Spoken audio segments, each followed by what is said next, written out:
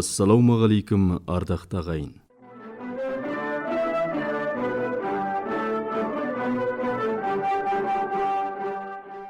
Байнөлге аймағының бұқаралық радиосы кезекті хабарын ұсынады.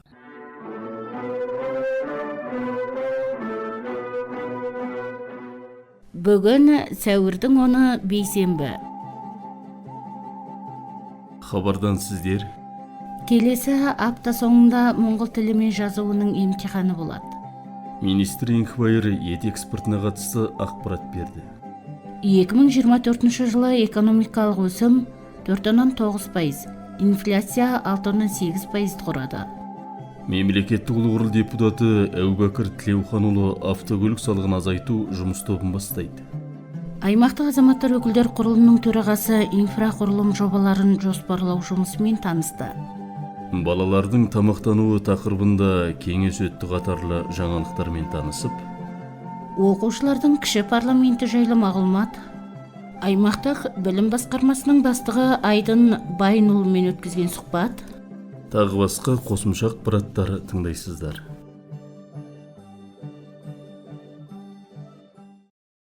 Хабарымызды ел жаңалықтармен бастаймыз. Моңғол тілі мен жазуының емтиханы осы сәуірдің 18-нен 19 күндер өтеді.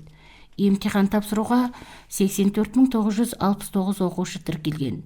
Нақтырақ айтсақ, 12-ші сыныптың 39.164 оқушысы, 11-ші сыныптың 30.824 оқушысы, 10-ші сыныптың 12.909 оқушысы. Сондай-ақ өткен жылы мектеп бітіруші 2108-ден астам түлек емтиханға тіркелді. Еліміз бойынша 52 орында емтиханды ұйымдастыруға дайындық жүріп жатыр. Емтихан комиссиясы мен ұйымдастыру тобында барлығы 3301 оқытушы мен қызметкері жұмыс істейді. Үміткерлері емтиханға келген кезде келесі материалдарды өзімен бірге алып келу керек. Мұнда 10-нан 12-ші сынып оқушылары тіркелу парақшасы, орындар бөлісі, жеке куәлік немесе оған теңестірілген құжат. Ал кәмелетке толмаған немесе 2025 жылдың 1 маусымынан кейін 16 жасқа толатын үміткерлер өздері оқитын мектеп директорының немесе тұрғылықты жері әкімінің қолымен және мөрімен расталған соңғы 3 ай ішінде түсірілген түрлі түсті фотосуреті бар туу туралы куәлігін алып келу керек. Өткен жылы мектеп бітірген үміткерлерден де осындай құжаттар, сонымен қатар орта немесе жоғарғы оқу орнын бітіргенін растайтын құжат талап етіледі. Емтихан тапсыру уақытының ұзақтығы 100 минутты құрайды. Емтихан нәтижелері 15 жұмыс күнінен кейін көпшілікке жарияланады.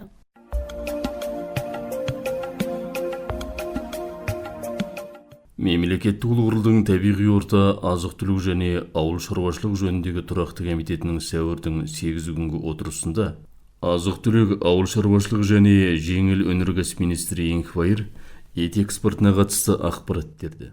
Елімізде 2015-тен 2023 жылдар аралығында мал басы орта есеппен 2,6%-ға өсіп, 2024 жылы 57,6 миллионға жетіп, жыл сайын 15-тен 20 миллион мал қажеттілікке жаратылып, экономикалық айналымға енген. Еліміз 2018 жылы 70,4 мың тонна, 2019 жылы 58,6 мың тонна ет және ет өнімдерін экспорттаған. Жаһандық коронавирустық індетке байланысты жоғарыда аталған мөлшерлер орта есеппен 45%-ға төмендеп, 2020 жылы 38,8 мың тонна, 2021 жылы 21,8 мың тонна, 2022 жылы 16 мың тоннаға дейін азайды.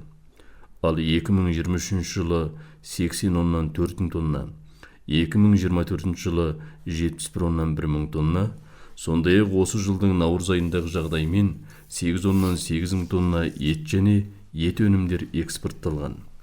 Ет және ет өнімдерін экспорттау көрсеткіші бойынша 2023 жылы Қытай 80%, Ресей 1%, Иран 12%, Гонконг 2%, басқа елдер 3%-ді құрады. Ал 2024 жылы экспортқа жөнелтілген еттің Қытай 63%, парыз шығанақ елдері 30%, басқа елдері 7%-ын сатып алған. Қазіргі таңда Монғолиядан ет және ет өнімдерін экспорттау үшін қытайлық 27, ресейлік 29, Өзбекстандық 24 кәсіпорын тіркелген. Сондай-ақ Парсы шығанағы ынтымақтастық кеңес жанындағы сенімділік орталығы 2023 жылдың желтоқсан айында Монғолиядағы 3 мемлекеттік және өкіметтік емес ұйымына аудит жүргізіп, 4 жыл мерзімге халал азық-түлік өнімдерін кепілдендіру құқығын алған деп хабарлайды Монцаме агенттігінен. Азия даму банкі бүгін Азия тынық мұхит елдеріндегі экономикалық жағдайды таныстырды. Банк мәліметі бойынша еліміздегі экономикалық өсім 2024 жылы 4,9%, инфляция 6,8% болған. Ал 2025 жылы экономикалық өсім 6,6%, инфляция 9,1%. 2026 жылы экономикалық өсім 5,9%, инфляция 7% болады деген болжау жасап отыр. 2024 жылы еліміз экономикасы тұрақты өсуді сақтай алды. Өйткені тау-кен өнеркәсібі мен қызмет көрсету салаларындағы өсу ауыл шаруашылығы саласындағы құлдыраудың орнын толтырды. Бұл өсім 2025 және 2026 жылдары тау-кен өнеркәсібі, ішкі сұраныс, инфрақұрылымдық қаржы енгізу және ауыл шаруашылығының қалпына келуіне байланысты жалғасады деп күтілуде. Өңірлік экономика тұрақты болғанымен ақш-тың сауда-экономикалық саясатындағы жылдам әрі күрт өзгерістер өсу болжамын өзгертуі мүмкін.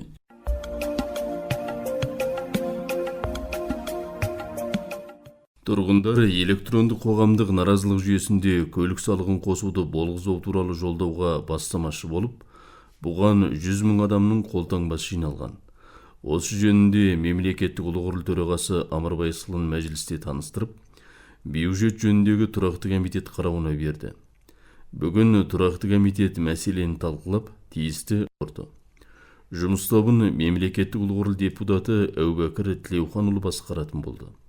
Сая ажлын хэсгийн ахлагчаар томилогдлоо шүү дээ. Бид 7 хоногийн сүүлчид үндсэндээ бүх мэдээллүүдээ аваад өдөртөө буюу жилдээ сардаа хичнээн тээвэр хэрэгсэл импортоор орж ирж байгаа юм. Манай нийслэлийн авто замын дааз маань хэдэн тээвэр хэрэгсэл явах ёстой. За энэ татварыг нэмэх нь үнэлэлтэй байж юу, үнэлэхгүй байж юу гэдэг асуудлыг дүгнэлт мониторинг хийгээд төсвийн байнгын оронд танилцуулна. Ер нь албан татварыг бууруулах боломж ер нь хэр байгаа юм бэ? За өмнө нь бол яг энэ асуудал яг татвар ноогдуулах шийдвэр гарах мөчөд бол хууль тогтоогчдод бас нэлээд анхаарч ирсэн баг. Нөгөө талаасаа мэдээж ард түмнээс сонгогдсон тийм ээ төлөөлөгчнэрийн хувьд бол ялангуяа одоо энэ иргэдийн амжиргаатай хамааралтай тийм ээ ингээд санхүү төлбөр татвар ихэнх зүйлсүүд нэмэгдсэн байгаа. Энэ хүндрэлтэй үед бас энийг эргэж харах зайлшгүй шаардлага нь үүсчихсэн юм шүү гэдэг. Ер нь бол их хурл дээр татварын ажлын хэсэг байгуулагдсан явж байгаа. Бидний 30 гаруй жил явсан татварын тогтолцоог эргэж харах цаг болчихжээ. Эдийн засгийн тодорхой хэмжээнд бас тэлжлээ. Гадаад дотоод харилцаа, гадаад дотоод худалдаа 30 жилийн өмнөхийг бодвол харьцуулшгүй болцсон байна шүү дээ. Тийм учраас бид нар яг өнөөдрийн дагаж мөрдөж байгаа татварын хууль эрхцэн орчин маань яг ямар байгаа юм бэ гэдэг дүгнэлт хийгээд татварын ажлын хэсгийг бол хасварын гавын гишүүн ахлаад явж байгаа. За энэ удаагийн татварын реформ болвол өрхийн орлогыг бодитойгоор дэмжиж гэж. За жишээлбэл одоо ард иргэд асууж ирсэн бид нар тойрог дээр явж байгаа үед за улсын эдийн засаг одоо өмнөх жилүүдэд бол хэд дахин өсчихсөн байна. За урана та нар одоо ингээд ашиглаж эхлэх юм байна. Төмөр замын холболтоо сайжрууллаа. За одоо 4-5 жилийн өмнөхтэй харьцуулах юм бол нүүрсний экспорт мэдрэдхүүц нэмэгдчихсэн байна. А гэтэл энэ маань яг ард иргэд дээр яг бодиттой яаж ирж байгаа юм бэ гэдэг асуултыг тавьж байгаа. Зүйсний асуулт. Иргэд энэ асуултыг асуух ёстой. Ажиллаад явж байгаа татварын тухай хуулийн одоо өөрчлөлт оруулах ажлын хэсэг маань одоо сангийн ам, эдийн засгийн хөгжлийн яамдуудтай бид нар байнгын одоо уулзж байгаа, хэлэлцүүлгүүд хийж байгаа. За иргэдийн орлогыг бодитойгоор дэмжиж. Нэгдүгээрт ухаамын орлогын албан тушаалд та бидний цалин дээрээс аваад явчихж байгаа хувийг багасгах ямар боломж байна? 10% нь аваад явчихж байгаа шүү дээ. Энэ чинь 4 сая төгрөгийн цалинтай хүнээс 400 мянган төгрөг автомат одоо шууд татвар хэлбэрээр аваад явчихж байгаа ухаамын орлогын албан тушаалд. Энийг бууруулах ямар бололцоо байна гэдгийг яг одоо хэлэлцүүлгийн шатанд явж байна. Бид нар одоо хэдүүлээ ингээд нөгөө дуусаагийн асуудлыг бас дууссан мэтээр ярих бас боломж авахгүй. Яг тэгэхээр хуулийг өргөн бариад улсын хурал дээр оруулаад ирэхэд одоо улсын хурлын гишүүд болгоны байр суурь өөр. Жишээлбэл ухаамын орлогын албан тушаалыг алслагдсан бүсүүдээр 1% болгоё гэдэг саналыг өнгөрсөн парламентын үед Бямцэг гишүүн бидний бий өргөн барьсан. За 1% болгочхоор ер нь энэ ухаамын орлогын албан тушаалыг хөндөд эхлэхээр улсын төсвүүдээр 2.3 их найт төгрөгийн ачаал ирнэ. За улсын төсөв маань 2.3 их найт төгрөгөөр тасарнаа л гэсэн үг шүү дээ. Гэхдээ ажлын хэсэг дээр бол үндсэндээ энэ ухаамын орлогын албан тушаалын 10%-ийг бууруулах нь зөв гэсэн шийдвэр гаргах хэрэгтэй явж байгаа. За ингээд их хурлын хилцүүлэг гэж юм юу болгоно. За мэдээж хэрэг сангийн ам бол энэ бууруулах юм бол улсын төсөв тасрах хэмжээнд байна. Тийм учраас та нар энийг харж нөөдийн татварыг шатлсан байдлаар ногдуулъя гэж байгаа. Бизнес эрхлэгчдэд дэмжих хүрээнд бид нар аж ахуйн нэгжийн орлого албаныг хөндөж байгаа. За нөгөө талаа нийгэм даатгалын шимтгэлийг бас бид нар хөндөж байгаа. За бизнес эрхлэгчид маань яг өнөөдөр бизнес эрхлэхэд хүндрэлтэй байгаа нэг зүйл маань ажил олгогчийн төлдөг нийгэм даатгалын шимтгэл чинь өөрөө өндөр байгаад байна. Энэ маань бид нар орлогын албантраа төлөөд нэмэх нь нийгэм даатгалын шимтгэл ажилтнуудынхаа одоо төлж байгаа шүү дээ нийгэм даатгалын. Энэ маань ч гэсэн өндөр байна гэсэн янз бүрийн асуудлууд одоо яг татварын тухай хууль яг халуун хилцүүлэгтээ өрнөж байгаа. Тийм учраас одоо эх 7 хоногудаас ер нь тодорхой болж байгаа. Татварын багц байдлын шинжилэлээр засгийн газраас нэг хуулийн төсөлтөмөө боловсруулаад танилцуулан явж байна. Эх хурл дээр одоо ингээд хан уян гишүүний ахалж байгаа ажлын хэсэг явж байна. За мөн одоо таны түрүүний хэлдэг тийм ээ өнгөрсөн онд одоо бямцаг сайд тэргүүтэй ажлын хэсэгт орсон гишүүдийн өргөн мэдүүлжсэн татварын асуудлыг дахиад эх хурлд орсон хуулийн хан хүрээнд буцаагдсан байгаа тийм ээ энэ парламентыг ахиж өргөн барьж оруулах хэлцэрхээ юм асуудлууд яригдчихэв. Энэ бүгдийг ер нь нэгтгэж голчилж яг оновчтой зөв шийдлүүд хуульд оруулж ирэх юм уу? Эсвэл тус тустай ингээд хэлцэгдээ явж байгаа. Эндээс яг ямар шийдлүүд гарах юм? Нэгтгэх нь эцсийн дүндээ улсын хурл хууль батлана шүү дээ. Улсын хурлын гишүүдийн ажлын хэсэг саналаа оруулна. За энийг их хурлын гишүүд маань хэлцээ шийдэх ёстой. Аслагдсан бүсийн хувь амын орлого албарыг нэг хувь болгох тухай хуулийг бол өнгөрсөн парламент үед өргөн барьчихсан дэгээрээ өнгөрсөн парламентын үед өргөн барьсан хууль маань шинэ парламент байгуулагдахад дахиж шинээр өргөн баригдах ёстой. Тэр хүрээнд аслагдсан аймагудаас сонгогдсон гишүүд жишээлбэл Зогжоовын цагаан гишүүн байж, Мөнхбай сүлэн гишүүн байж, Говийн аймагаас сонгогдсон Бямсуран гишүүн байж гэх зэрэг гишүүдэд дамжуулаад өгчихсөн байгаа. За тэд нар маань мэдээж хэрэг нэг хувь болгоно гэдэг асуудлыг оруулж ирэх байх. Гэхдээ л одоо энэ сонгогдсон гишүүд маань эдийн засгийн мэдлэг өндөртэй тийм ээ гишүүдчүүд. Тийм учраас яг эдгээр дундаас энэ хөлбөрөд дундаас зөв хөлбөрийг гаргаж ирнэ гэдэгт итгэлтэй байна. Хилцүүлэг бол яг халуун өрнөж байгаа шүү. Егер мемлекеттик улгурул депутаттарының көбінің қолдауына ие болса, онда көлік салығын қоспау жолдары қарастырылатын болады.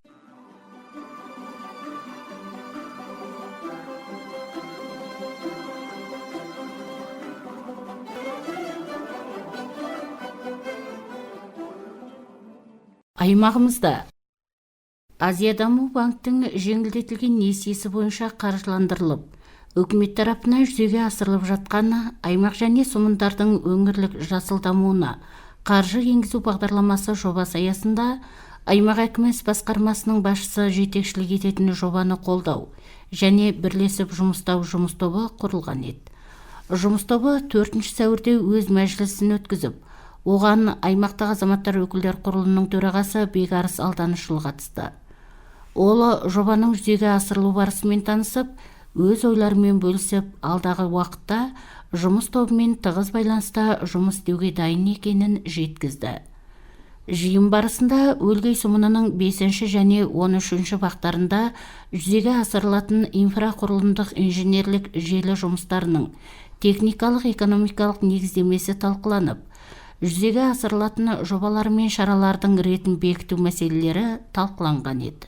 Осы жұмыстың аясында сәуірдің 7-8-інде аймақтық азаматтар өкілдер құрылымының төрағасы Бекарыс Алданышұлының жетекшілігімен жұмыс тобы аймақтық жер қатынастары, құрылыс және қала құрылым басқармасы, электр желісі басқармасы, Ерчім Байнөлгей компаниясы және Суат компанияларында кездесулер ұйымдастырып, инфрақұрылымдық қызмет көрсететін мекемелердің өзара байланыстарын үйлестірумен тәжірибе алмасу, қазіргі жағдаймен танысу, болашақ шаралар туралы пікір алмасу және жоба аясында жүзеге асырылатын жұмыс сызбаларын жасау алдындағы дайындықтарды қамтамасыз ету мәселелері жайлы пікір алмасты.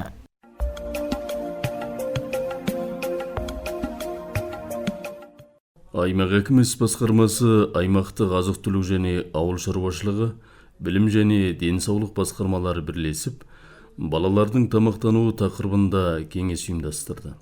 Кеңестің мақсаты стратегия 2050 ұзақ мерзімді даму саясатында көрсетілген салауатты және сапалы өмір кепілдігі мақсат аясында балаларды тамақтандырудың сапасы мен қолжетімділігін, әр саланың мамандарының қатысуын қамтамасыз ету, тиісті ұйымдар арасындағы ынтымақтастықты жақсартуға бағытталған. Кеңесті ашып сөз алған аймақ әкімі әрі балалар кеңесінің төрағасы Заңғар Есентайұлы, бала дамуының негізі болып табылатын азық-түлік мәселесіне арнайы саясат деңгейінде көңіл бөліп, жергілікті жағдайға сай шешімдер іздеудің маңыздылығына тоқталды.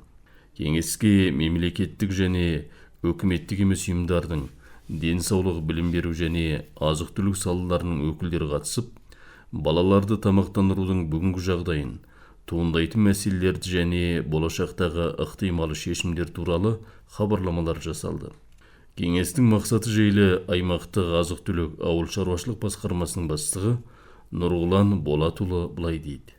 Балалардың ас тағамы атпен аймақтық кеңес жүргізіліп жатыр. Осы кеңесте аймақтық азық-түлік ауыл шаруашылық ұйымының бастамасымен аймақ әкімінің іс басқару орны, оқу басқармасы, денсаулық басқармасы бірігіп ұйымдастырып жатырмыз. Мұндағы үлкен мақсат балалардың экологиялық таза, органик азық-түлікпен қамтылу мүмкіндігін жоғарылату мақсатында кеңес жүргізіліп жатыр. Біздің аймағымызда жаңа белгілі деңгейде азық-түлік өндірісін жүргізетін, көбінде жаңа балаларға арналған азық-түлік дайындайтын өндірістер біраз бар. Бірақ осы өндірістердің өндірілген өнімдерін жаңа мектептерде, балабақшаларда пайдалану деңгейі төмен. Осыған байланысты біздің қаншама өндіріп шығаратын мүмкіндік тұрса да, осыны жаңа алатын, пайдаланатын тұтынушылардың саны аз. Әсіресе мемлекеттік деңгейде жылда 9 миллиард теңгенің ақшасы тек қана мектеп, балабақшаның ас тағамына арналып бекітіледі. Осының құрып кеткен 30-40% пайдаланған жағдайда жергілікті жердегі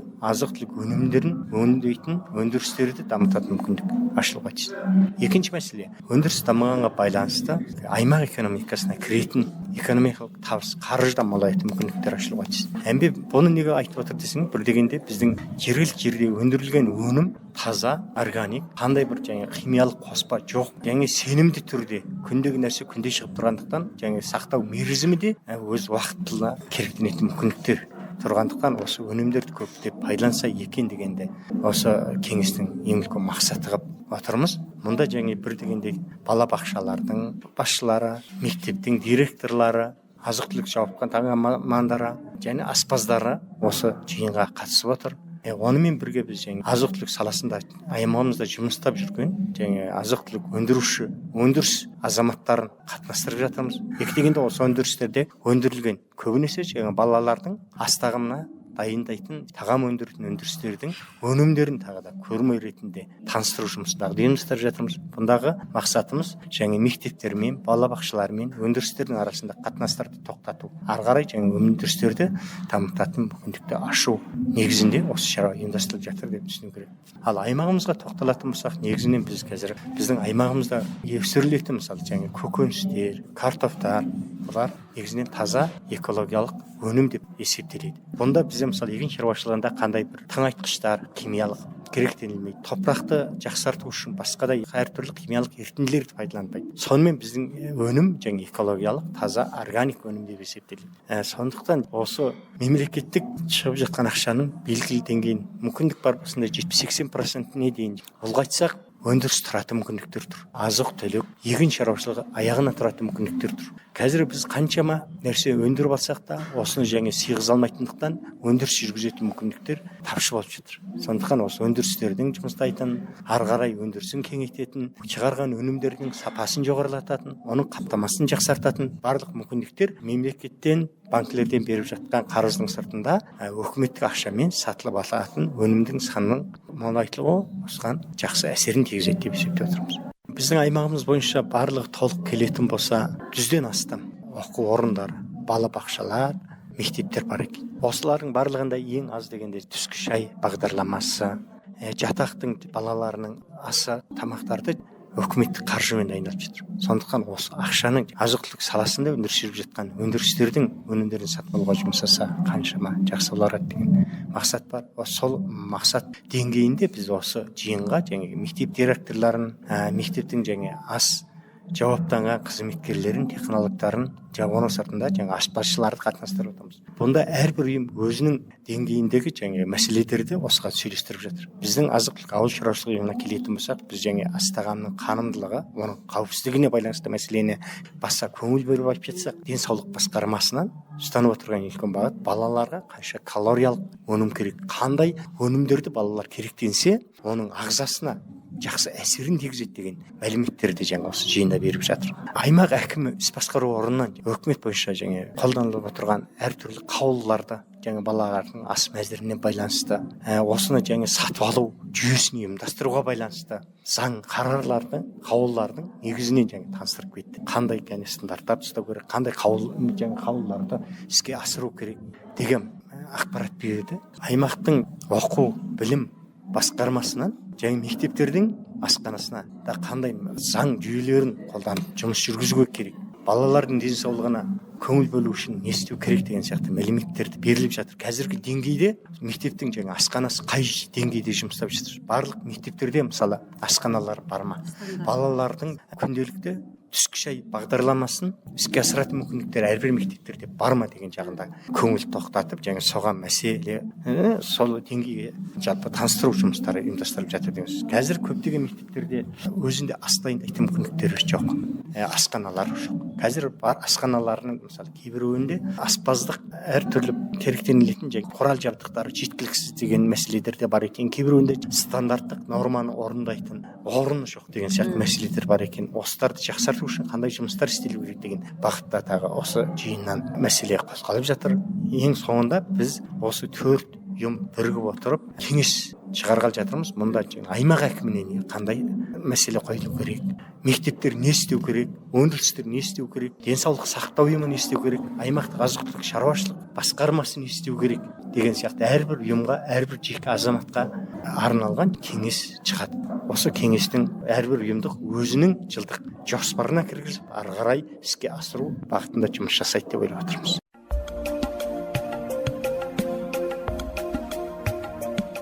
Маусымның 22-сінде Ноғынұр сұмынының 11-ші бағында сұмындық азаматтар өкілдер құрылының қайтара сайлауын ұйымдастыратын аймақтық сайлау комиссиясы құрылды.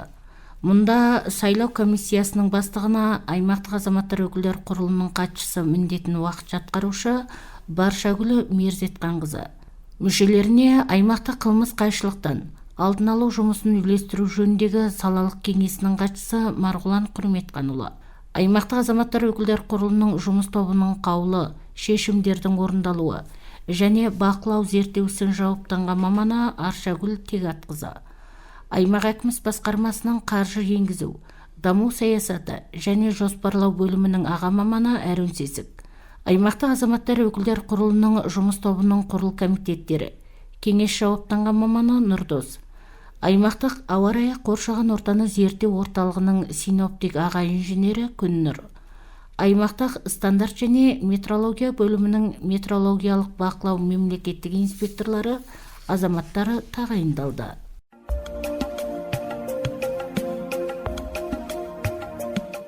Аймағымыздың кіші парламенті 2024 жылы құрылған. Бұл аймақтың балалар өкілдерінен құралған табиғи орта мен әлеуметтік қорғау бағытындағы мәселелерді анықтап, оларды парламент мәжілісінде талқылап, шешім қабылдайтын ұйымдарға ұсынып, талқылатып, шешімін күтіп тұрған өзекті мәселені шештіруге атсалысатын балалардың бірлескен ұйымы.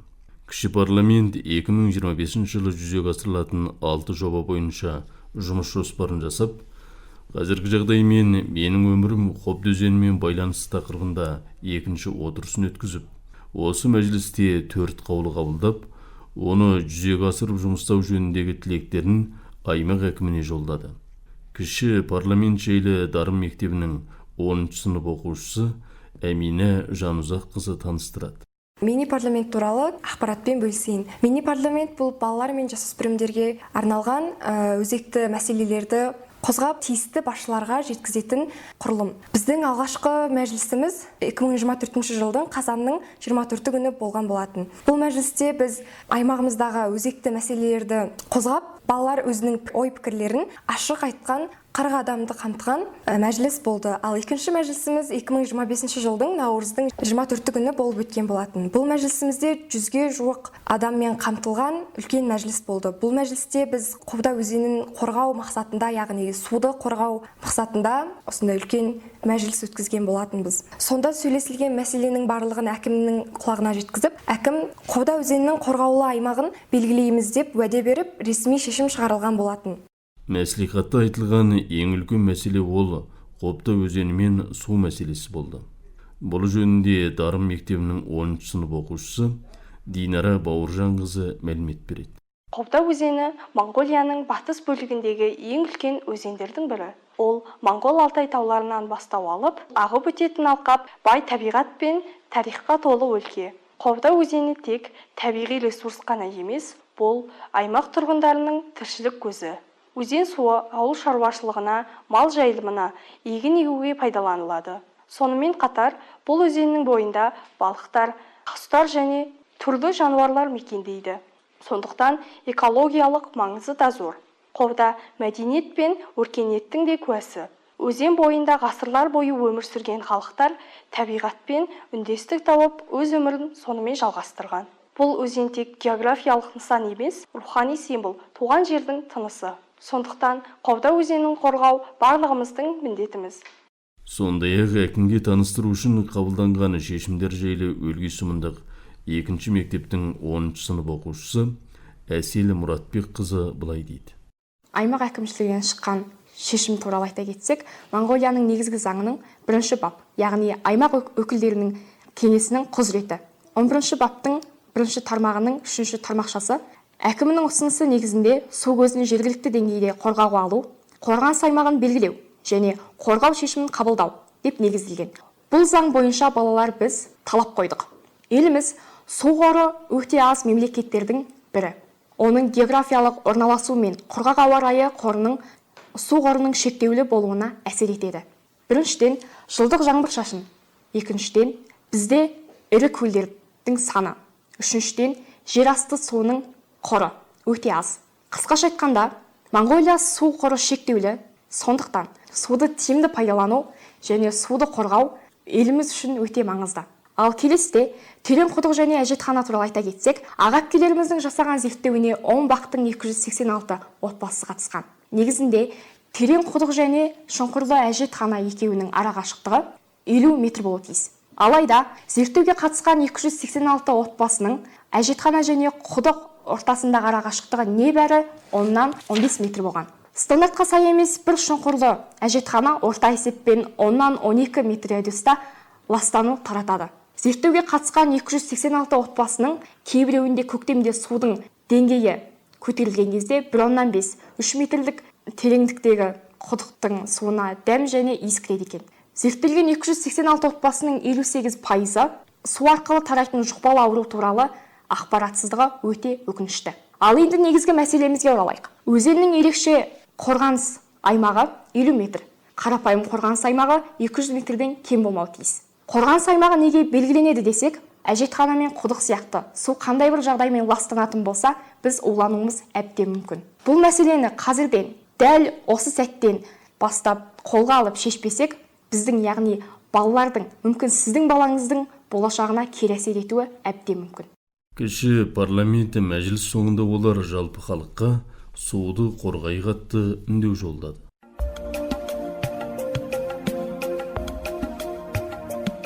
Биыл автокөлік саласының құрылуына 100 жыл толып отыр.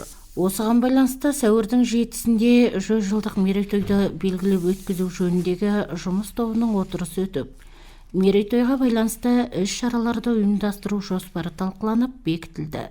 Бұл туралы автокөлік орталығының бастығы Оңғар Зарқұмлы былай дейді.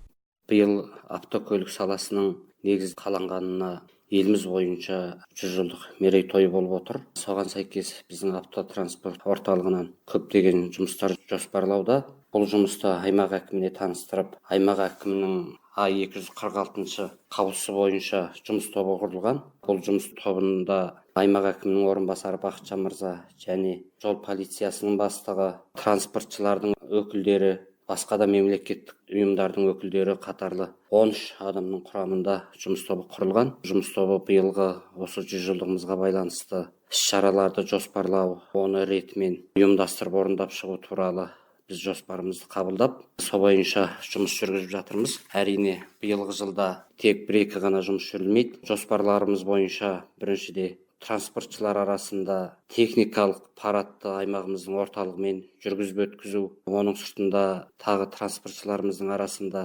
шахмат, волейбол, баскетбол сияқты 3 түрлі спорттық іс-шара жүргізу және де транспортшылардың бір басын қосып кең көлемде үлкен дәрежеде форум жүргізу деген жоспарларымыз бар. Уақыттың сәйкестігіне қарап отырып, транспортшылардың бір жақсы кештігін ұйымдастырсақ деген ойымыз бар. Оқушылар жастардың арасында транспорт саласын дәріптеген сурет сызу жарысын ұйымдастырсақ деген ойымыз бар. Осы салада қызмет етіп жатқан әйел адамдар өте көп. Ол кісілердің құқығы, жұмыс орны қалай болып жатыр дегенді тағы халыққа таныстыру мақсатында осы транспортшы әйел адамдардың форумын ұйымдастырсақ деген тағы ойымыз бар. Және де транспортшылардың арасында кім техниканы жақсы басқарады деген тақырыпта келесі жыл шыққанға дейін іс-шараларды кең көлемде ұйымдастырсақ деген осындай жоспарлар құрып отырмыз.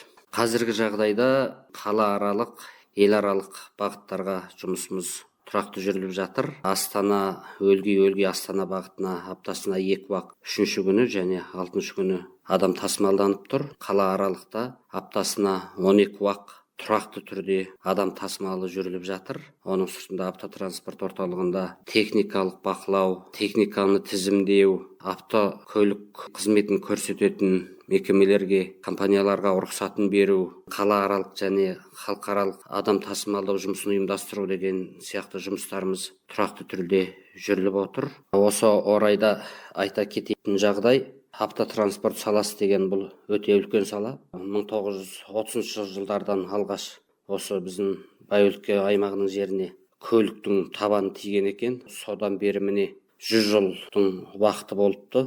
Соған сәйкес 100 жылды мерейтойын кең көлемде өте жақсы ұйымдастырып өткізсек деген ойымыз бар. Аймақтық автотранспортшылармен осыған дейін 6 рет үлкен жиын өткіздік. Енді ары қарайда транспортшылардың пікірін, ол кісілердің еңбегін бағалау, ол кісілерді халыққа таныту, жалпы автотранспорт саласы деген қандай сала, қандай қызмет атқарады дегенді көрсету, және осы салада көп қызмет еткен ағаларымызды, апаларымызды халыққа дәріптеу деген сияқты үлкен жұмыстарды жүргізгіміз келіп отыр. Қазірдің өзінде ортамызда 98 жаста Моңғолия еңбек ері Солтан ағамыз ақыл кеңесін айтып аман-есен отыр. Ол кісімен де үнемі байланыстамыз. Осы саладан топ шыққан еңбек ерлері өте көп. Сондықтан осы жұмысқа, осы іс-шараға автотранспортшыларды және аймағымыз халқын, Сұмың халқын барлығын белсенді түрде қатыссаңыздар деген тілектемін. Қашанда жортқанда жолдарыңыз болсын. Еліміздің жетекші салаларының бірі саналатын автокөлік саласында еңбек етуші барлық азаматтардың еңбегі еселене берсін дейді автокөлік орталығының бастығы Оңғар Зарқұмұлы.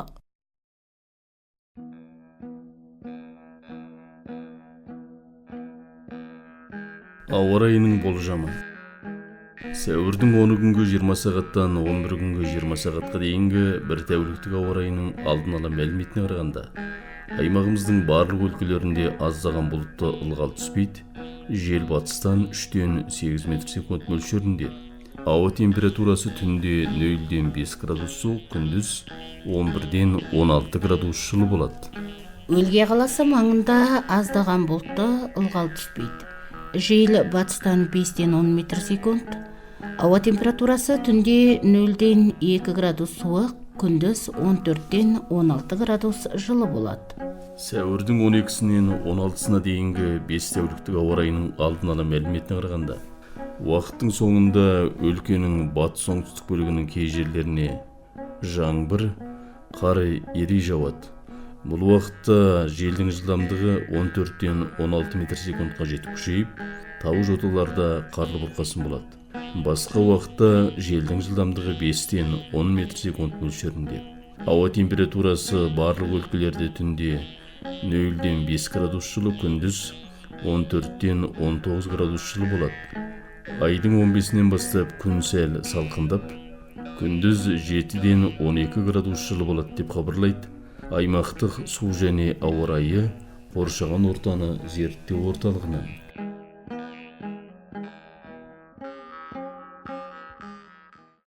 Сіздер ағымдағы ақпараттармен таныс болдыңыздар.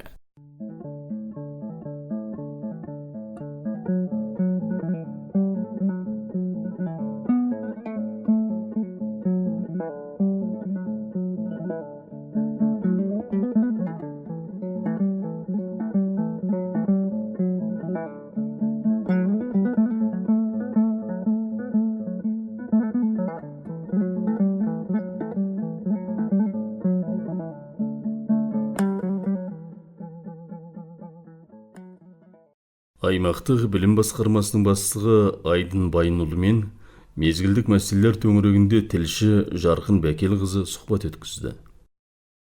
Аймақтық білім басқармасына тағайындалғаннан бері радио тыңдармандарға алғаш сұхбат бергелі отырсыз. Осы салада болып болмай жатқан қандай қордаланған мәселелер бар деп жұмыстаған уақытыңызда сараптадыңыз, соған тоқталып өтсеңіз.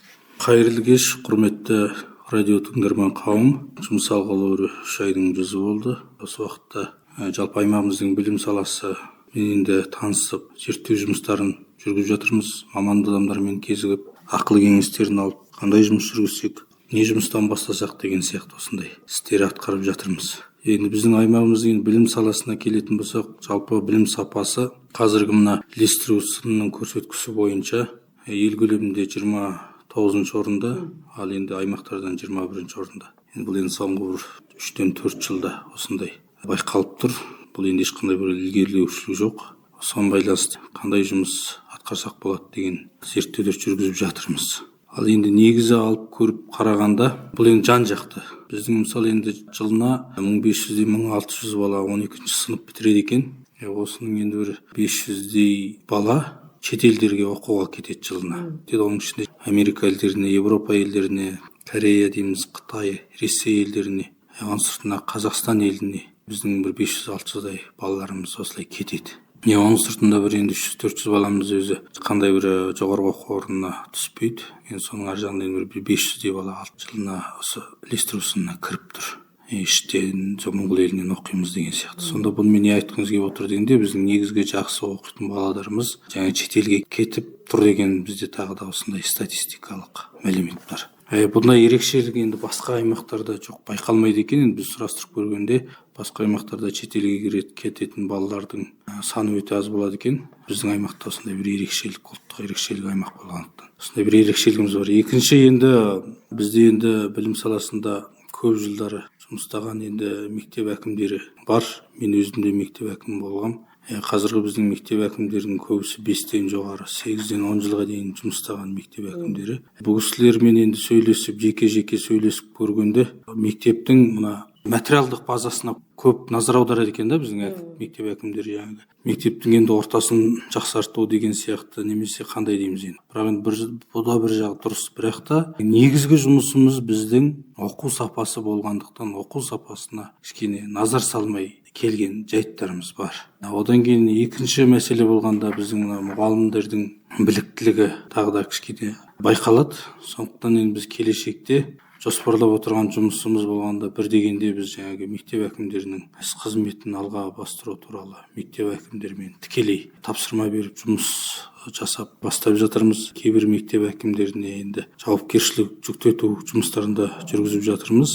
Оның сыртында енді біздің енді атқаратын жұмысымыз болғанда мұғалімдердің біліктілігін арттыру жұмысын қолға алайық деп отырмыз. Енді бірден ол мұғалім жаңағы еңбек заңы бойынша көп жылдар жұмыс істеген мұғалім болғандықтан, мұғалімдер болғандықтан. Бұл кісілер мамандықтарын жетілдіру керек. Осыған біз 2026 жылы білім жылы болып жарияланған. Сол жарияланған жылдың ішінде негізгі жұмыстардың бірі мұғалімдердің біліктілігін арттыру жұмыстарын жүргіземіз деп отырмыз.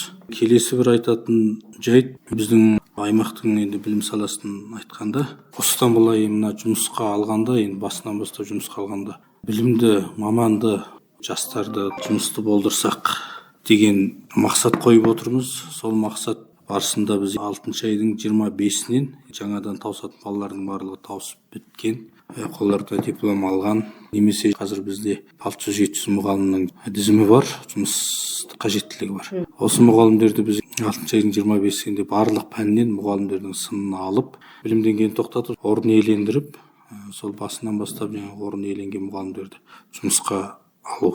Бұрында біздің аймақта алынған дәл іске асу деңгейі енді қанағатсыз болған. Біз енді осыдан былай алып, ары қарай да іске асуын қатты қадағалаймыз деп отырмыз. Оның сыртында енді менің байқағаным мектеп әкімдерінің арасындағы байланыс, мұғалім мен мұғалімнің арасындағы байланыс, мектеп әкімі мен жаңағы балабақшаның меңгерушісі, мектеп мұғалім мен балабақшаның мұғалім арасындағы тығыз байланыстық ешқандай жоқ. Бір-бірінен жұмыстарын жасырады, бір-бірінен қашып жүреді деген сияқты. Немесе жаңағы біздің білім басқармасы мен мектеп аралығында тағы да осындай тығыз байланыстар аз деген сияқты. Осының бәрін біз зерттей келе енді үлкен жоспар құрып жұмыстайық деген білім басқармасынан кеңесіп жатырмыз.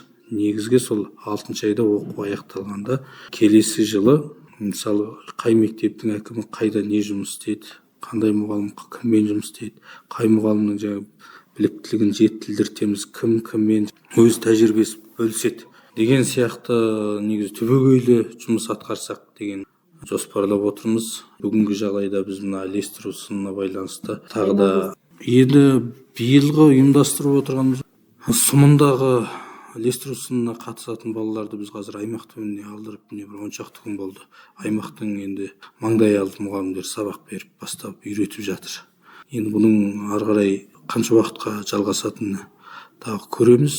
Нәтижесін көреміз, 10 күннің нәтижесін, 20 күннің нәтижесін. Егер ары қарай нәтиже беретін болса жалғастырамыз. Бұл істеп жатқан жұмысымыз тек қана биылғы жылы ғана ұйымдастырылады. Неге дегенде жылда біз бұлай ұйымдастырсақ, онда сол қырсымдардың мектептің мұғалімдері, әкімдері бізге арқа сүйеп ол аймаққа жібере саламыз деген түсінікте болады. Сондықтан мына мектептерді ілестіру сынымен жарыстыру дегенде негіз қоямыз деп отыр. Қоямыз, бұл негіз біздің жүйеге сәйкес емес. Ал негізгі біздің мақсатымыз ілестіру сынымен баланың білімін тоқтату емес. Сол бала бала бақшада, орта класста, бастауышта, жоғары класста ары қарай өзіне өмір сүріп кететін, тәрбие білімін алған, өз мамандығын дұрыс таңдайтын, осындай азамат, Моңғол елінің азаматы болып қалыптастыру негізгі біздің мақсатымыз. Әйтпесе бір ілестіру сынынан бір қандай бір ұпаймен білім деңгейін көрсету емес. Сондықтан енді менен бұрынғы басшылар да енді бұл жұмысты жүргізіп келген. Ары қарай да енді осы жұмыстарды жүйелі жүргіземіз ғой деген ойдамыз. Сонымен қатар қос тіл білім беру бағдарламасы қашан бекітіледі? Осы бағытта қандай жұмыстар ұйымдастырып жатсыздар?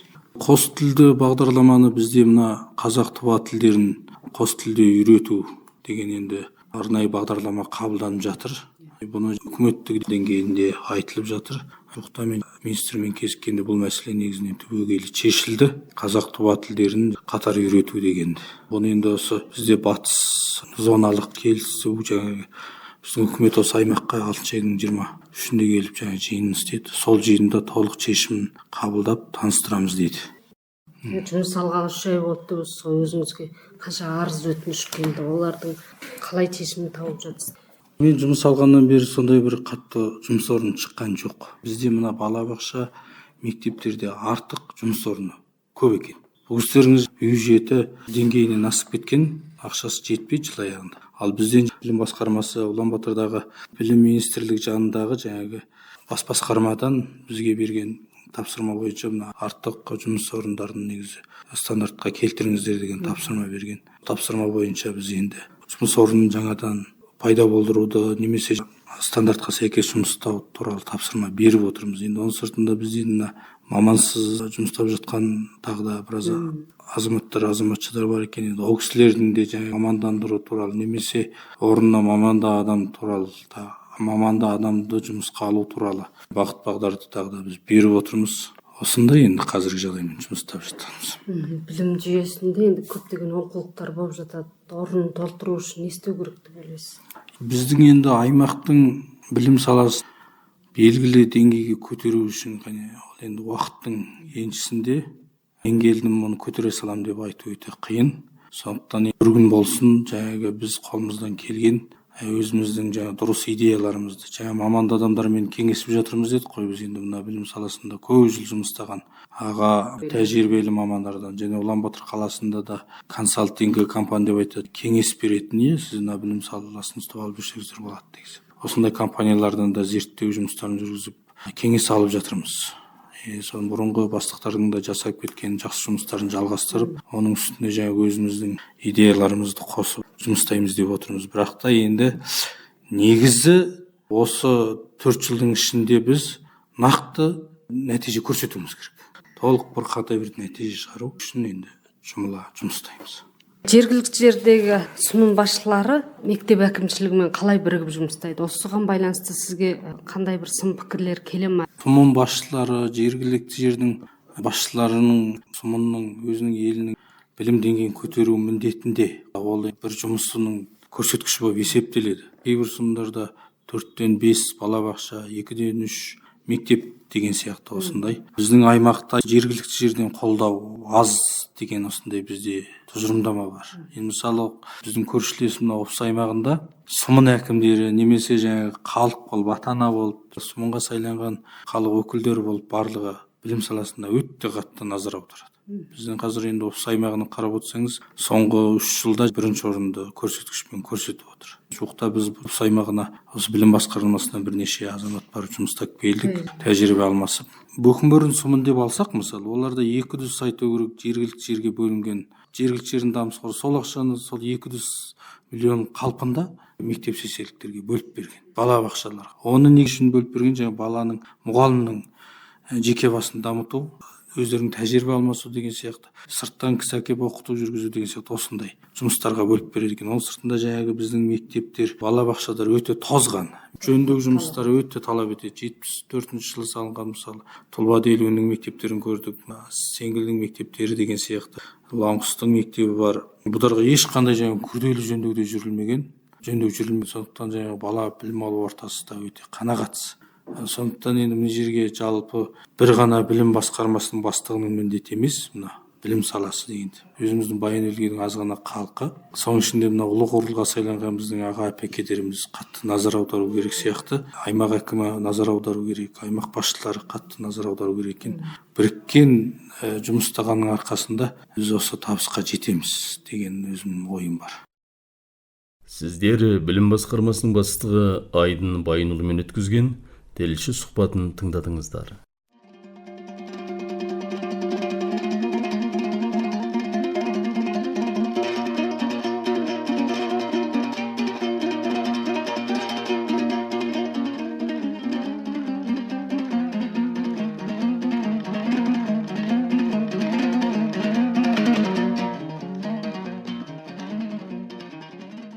Құлақтандырулар.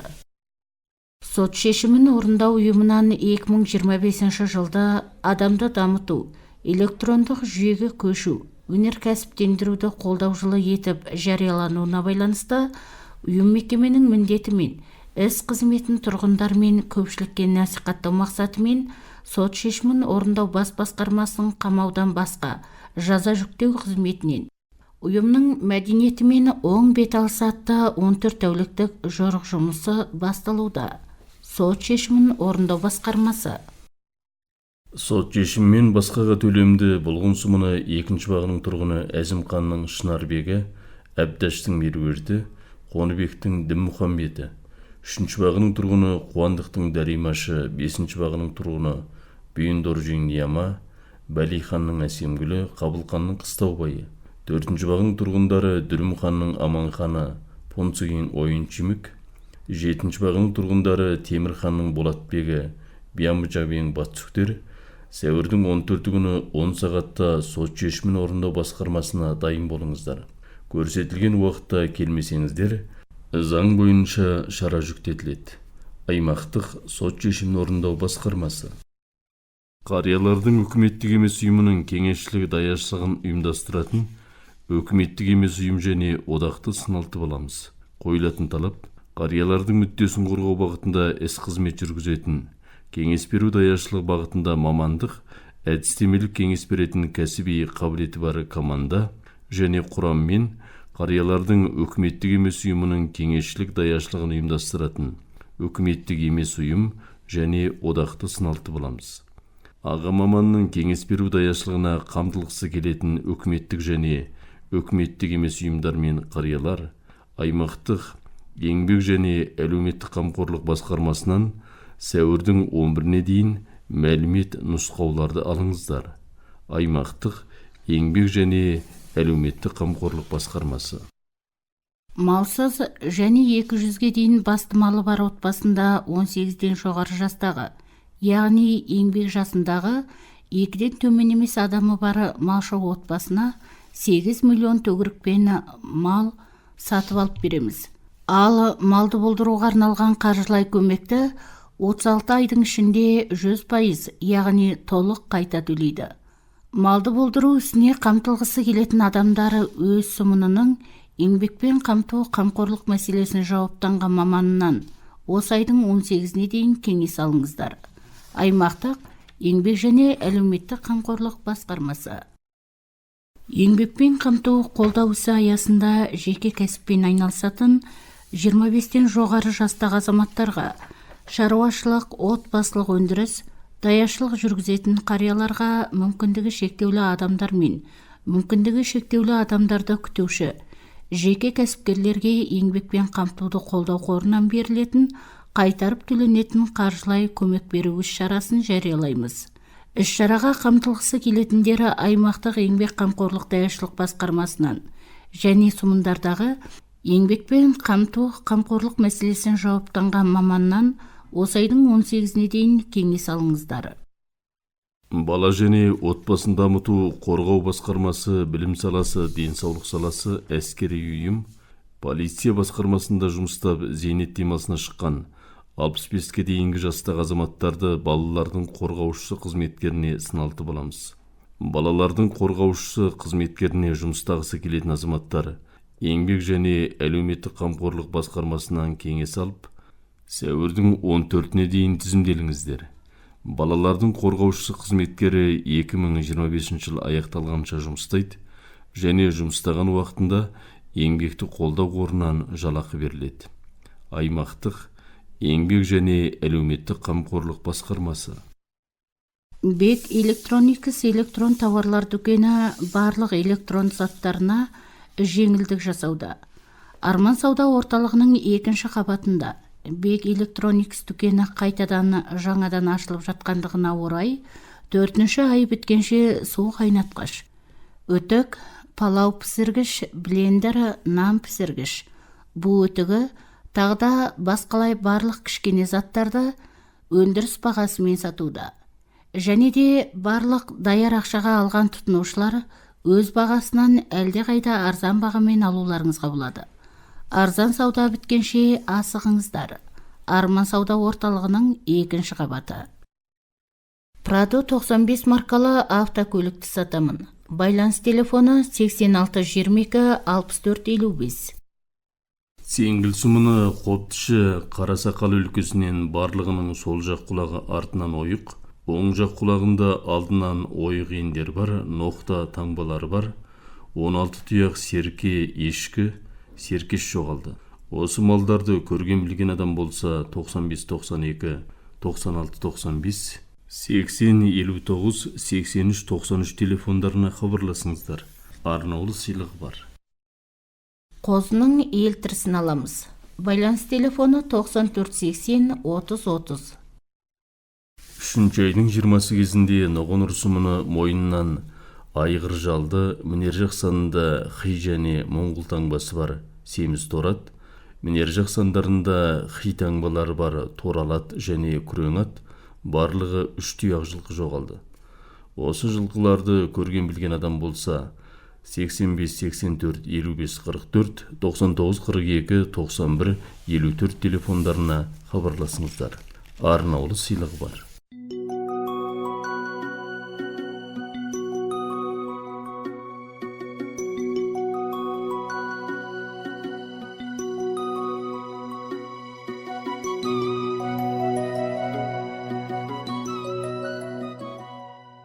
Көңіл айтамыз. Қазақстанның Павлодар қаласы Береке ауылында тұратын құдамыз Нығметтің зайыбы, құдағиымыз Сағдаш қызы Арманайдың өмірден өтуіне байланысты құда-құдағиларымыз Шерияздан Нығмет, Махмет, Тәбәрәк, Төлеген, Шариға, Даңғой, Күлжи, Амангүл, Күлзаттарға марқұмның жаны жәннатта, топырағы торқа, иманы жолдас болсын деп көңіл айтамыз. Ертеңгі берілетін қырқылық науқаны қабыл болсын. Құдасы Шынат және барлық құда-құдағилары. Нағашымыз Байшуақ қызы Гүлжамиляның өмірден өтуіне байланысты балалары Досымбек, Өсімбек, Қуандық, Нұрбек, нағашыларымыз Құмарқан, Қыдыр, Болат, Манат, Марат және тағы басқа балашаға ағайын туыстарына марқұмның жаны жәннатта, топырағы торқа, иманы жолдас болсын деп көңіл айтамыз. Бүгінгі берілген жетілік науқаны қабыл болсын. Қазақстаннан жиендері Буратай, Гүлкен, Улары, Қайса, Мәрия, Боранбай, Лена, Еркебұлан және отбасы балалары. Науқан қабыл болсын. Самай қызы Гүлжәміш Біжай марқұмның жетісі айдың 12-сі күні сенбіде Делуін сұмына 7-ші бақтағы шаңырағында беріледі. Жолдасы Муса, балалары Бөкенбай, Киікбай, Амандық, Айкөміс, қайындары Зұлқажы, Төлеуқан, Нұртаза, Байтаза, Болат, Қуантқан, ағасы Мініп, бауыры Әбіләп және ағайын туыстарымен қыз күйеу балалары.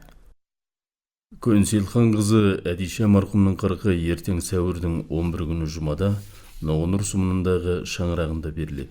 Жұбай Тілейқан, баласы Баймөк, келіні Әмина, күйеу баласы Сәтжол, қызы Сәбила және ағайын туыстары. Бөкейханұлы Бейбітқан марқұмның 2 жылдығы сәуірдің 12-сі күні сенбіде Бұлғын сұмынындағы бауыры Бүржекейдің шаңырағында және Қазақстанның Астана қаласы Асағыровка ауылындағы баласы Оралжанның үйінен, Өлгей сұмыны 3-ші бақтағы үлкен үйінен беріледі. Анасы Ермек, жұбайы Алтынгүл, балалары Ұнат, Манат, Болат, Оралжан, жездесі Қойлау, әпекесі Лиза. Тұрысбек қызы Сетерхан марқұмның 2 жылдығы сәуірдің 11 күні жұмада Ұлаңық сұмыны Белқұдықтағы шаңырағында беріледі. Балалары Қайрат, Қабілет және қыз күйеу балалар мен келіндері.